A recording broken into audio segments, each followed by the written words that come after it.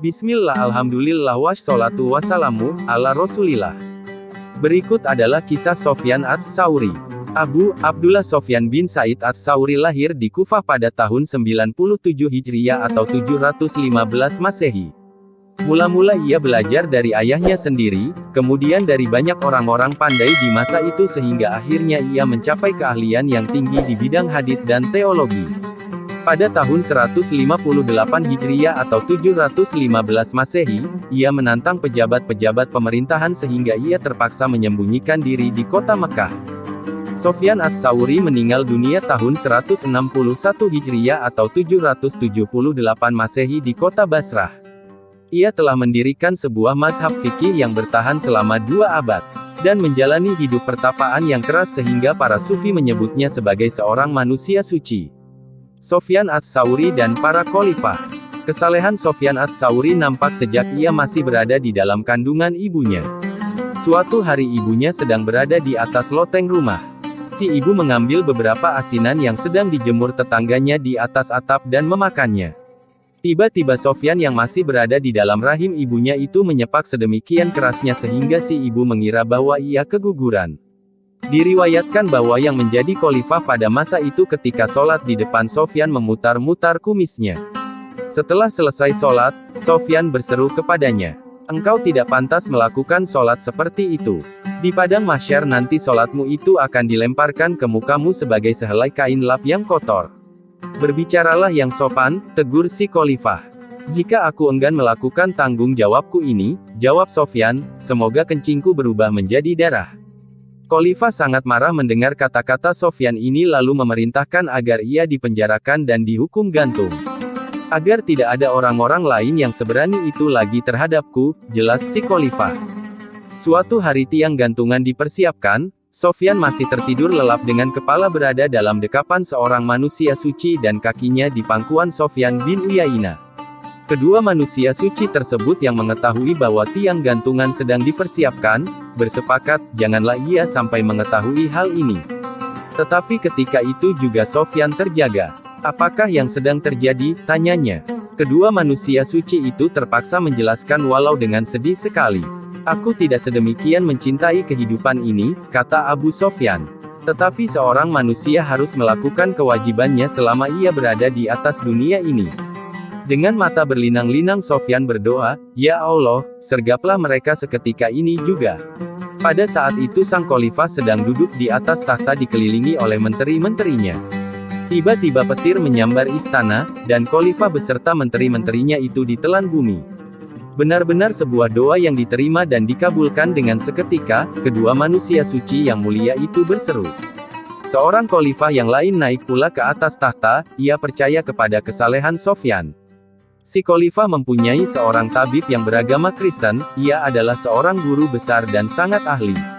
Khalifah mengirim tabib ini untuk mengobati penyakit Sofyan.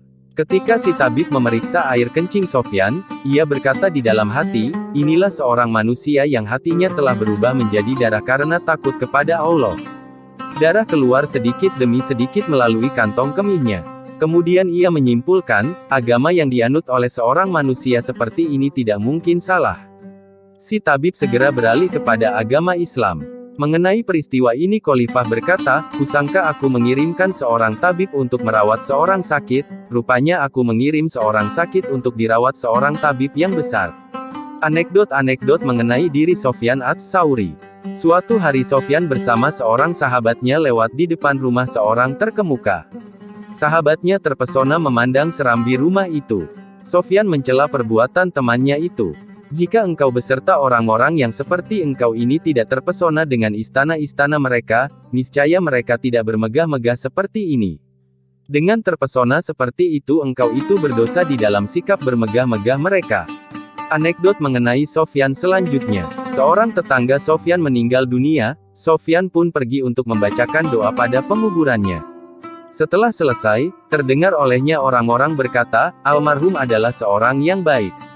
Seandainya aku ketahui bahwa orang-orang menyukai almarhum," kata Sofyan, "niscaya aku tidak turut di dalam penguburan ini. Jika seseorang bukan munafik, maka orang-orang lain tidak akan menyukainya." Anekdot mengenai Sofyan selanjutnya. Suatu hari Sofyan salah mengenakan pakaiannya. Ketika hal ini dikatakan kepadanya, ia segera hendak memperbaiki pakaiannya tetapi cepat-cepat dibatalkannya pula niatnya itu, dan berkata, "Aku mengenakan pakaian ini karena Allah dan aku tak ingin mengubahnya hanya karena manusia." Selanjutnya seorang pemuda mengeluh karena tidak sempat menunaikan ibadah haji. Sofyan menegurnya, "Telah 40 kali aku menunaikan ibadah haji. Semuanya akan kuberikan kepadamu asalkan engkau mau memberikan keluhanmu itu kepadaku." "Baiklah," si pemuda menjawab.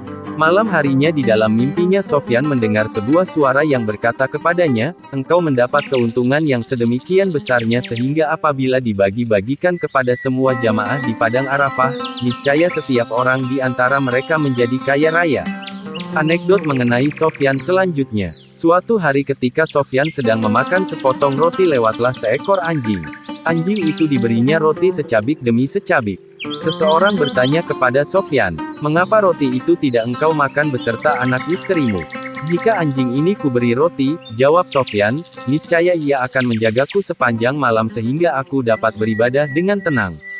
Jika roti ini kuberikan kepada anak istriku niscaya mereka akan menghalangi diriku untuk beribadah kepada Allah." Anekdot mengenai Sofyan selanjutnya. Pada suatu ketika Sofyan melakukan perjalanan ke Mekah, ia diusung di atas sebuah tandu.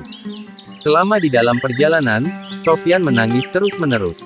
Seorang sahabat yang menyertainya bertanya, "Apakah engkau menangis karena takut akan dosa-dosamu?" Sofyan mengulurkan tangannya dan mencabut beberapa helai jerami. "Dosa-dosaku memang banyak, tetapi semuanya tidaklah lebih berarti daripada segenggam jerami ini bagiku.